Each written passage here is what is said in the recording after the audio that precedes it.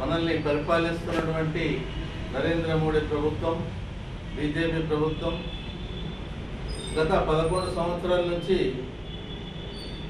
పరిపాలన కొనసాగిస్తున్నా నేటికి కార్మికులది ఏ ఒక్క సమస్య కూడా పరిష్కారం చేయకుండా వాళ్ళు అనేక సంవత్సరాలు 140 సంవత్సరాల కంటే ఎక్కువ ముందటి నుంచి కొట్లాడి సాధించినటువంటి 8 గంటల పనిదినాన్ని ఇవాళ గుజరాత్లో కొన్ని కంపెనీలు 10 గంటలు 12 గంటలకు అగ్రిమెంట్ చేస్తే కూడా వాటి గురించి ఎందుకు చేస్తున్నారని చెప్పేసి ఈ నరేంద్ర మోడీ ప్రభుత్వం అడగడం లేదు, వాటికి అనుకూలంగా మాట్లాడుతున్నారు. అదే రకంగా తాను ఎన్నికలలో చెప్పినటువంటి అనేక అంశాలు, ప్రధానంగా స్త్రీలకు జీరో ఖాతాలు తీస్తే 15 లక్షల రూపాయలు జమ చేస్తానని ఇప్పటికి ఒక నయా పైసా కూడా జమ చేయలేదు.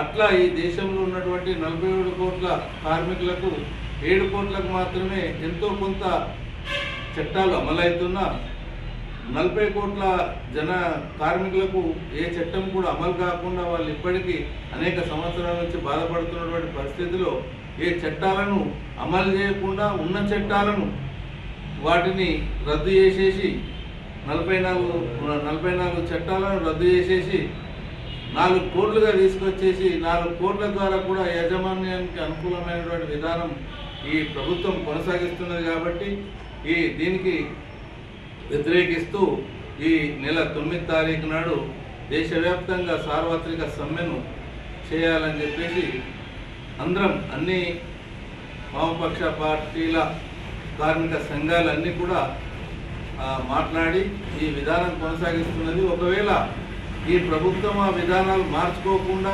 కార్మికులకు లాభం చేయకుండా కర్షకులకు లాభం చేయకుండా ఉంటే ఈ ప్రభుత్వాన్ని ఊడగొట్టే పరిస్థితి కూడా ఈ సందర్భంగా వస్తుందని చెప్పేసి PUCI కార్మిక సంఘం తరఫున డిమాండ్.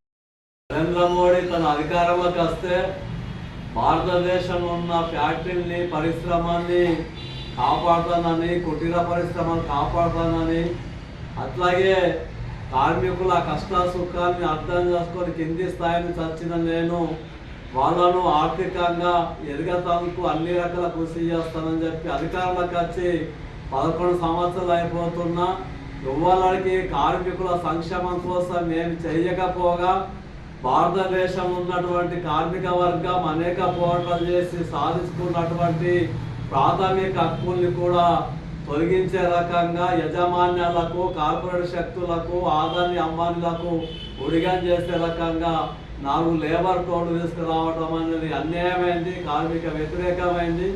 అందుకే జూలై 9 తారీఖు నాడు నరేంద్ర మోడీ అనుసరిస్తున్న కార్మిక వ్యతిరేక విధానాలకు వ్యతిరేకంగా 4 లేబర్ కోడ్లు రద్దు చేయాలని, అట్లాగే కార్మిక వర్గం యొక్క హక్కుల్ని కాపాడాలని చెప్పేసి సమ్మె చేస్తుంది. సమ్మెలో బీడీ కార్మికులు కూడా పెద్ద ఎత్తున పాల్గొనాలని చెప్పేసి IFT తరఫున, తెలంగాణ ప్రదేశీల బీడీ వర్కర్స్ తరఫున కార్మిక వర్గానికి విజ్ఞప్తి చేస్తా ఉన్నాం, పిలుపుని. కార్మిక రైతు ప్రజా వ్యతిరేక విధానాలకు నిరసనగా జూలై 9న దేశవ్యాప్తంగా సార్వత్రిక సమ్మెకు కార్మిక సంఘాలు పిలుపునిచ్చాయి.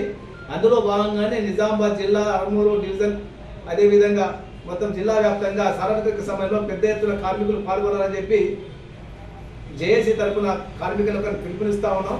ముఖ్యంగా కనీస వేతనం 26 ఇవ్వాలని చెప్పి, అట్లాగే దేశంలో ఉన్నటువంటి 50 కోట్ల మంది కార్మికులకు PFPSA చట్టాలు అమలు చేయాలని చెప్పి, అట్లాగే సమాన పనికి సమాన వేతనం ఇవ్వాలని చెప్పి, కార్మిక వ్యతిరేక 4 లేబర్ కోడ్లను రద్దు చేయాలని చెప్పి, 8 గంటల పని విధానాన్ని యథావిధంగా కొనసాగించాలని చెప్పి, అట్లాగే రైతు కార్మిక వ్యతిరేక విధానాన్ని విడనాడాలని చెప్పి కార్మిక సంఘాల పిలుపు మేరకు జూలై 9 జరిగేటువంటి సార్వత్రిక సమ్మెలో కార్మికులు, రైతులు పెద్ద ఎత్తున పాల్గొనాలని చెప్పి IFTగా కార్మిక సంఘాల రైతు జేఏసీగా కార్మిక లోకానికి, ప్రజానీకానికి పిలుపునిస్తా ఉన్నాం. కార్మిక సంఘాలు తలపెట్టినటువంటి సార్వత్రిక సమ్మె జూలై 9న జయప్రదం చేయాలని ఈరోజు కార్మిక సంఘాలు, రైతు సంఘాలు కలిపి సంయుక్తంగా విలేకరుల సమావేశం నిర్వహించడం జరుగుతూ ఉంది.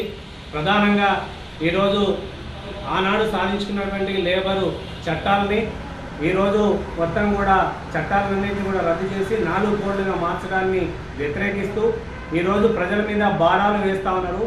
ప్రభుత్వ రంగ సంస్థలన్నీ కూడా ప్రైవేట్ పరం చేస్తూ ఉన్నారు. నరేంద్ర మోడీ సంవత్సరానికి 2 కోట్ల ఉద్యోగాలు ఇస్తానని చెప్పేసి ఉన్న ఉద్యోగాలన్నింటినీ కూడా మరి కొల్లగొడుతున్నటువంటి పరిస్థితి ఉంది. ఈ పరిస్థితిని విడనాడాలని, అదే మాదిరిగా ఈరోజు దేశానికి అన్నం పెట్టేటటువంటి రైతు దేశానికి రాజు అని చెప్పేసి గొప్పగా చెప్పడమే కాదు, ఈరోజు రైతులు అడుగుతా ఉన్నారు, గిట్టుబాటు ధర కల్పించమని చెప్పేసి అడుగుతా ఉన్నారు. పార్లమెంటులో చట్టం చేయాలని, అట్లాగే ఎరువులు సబ్సిడీ రూపంలో ఇవ్వాలని, నకిలీ విత్తనాలని అరికట్టాలని చెప్పేసి విత్తనాలు ఎరువులన్నీ కూడా అందుబాటులో ఉంచాలని చెప్పేసి రైతు సంఘంగా డిమాండ్ చేస్తా ఉన్నాం.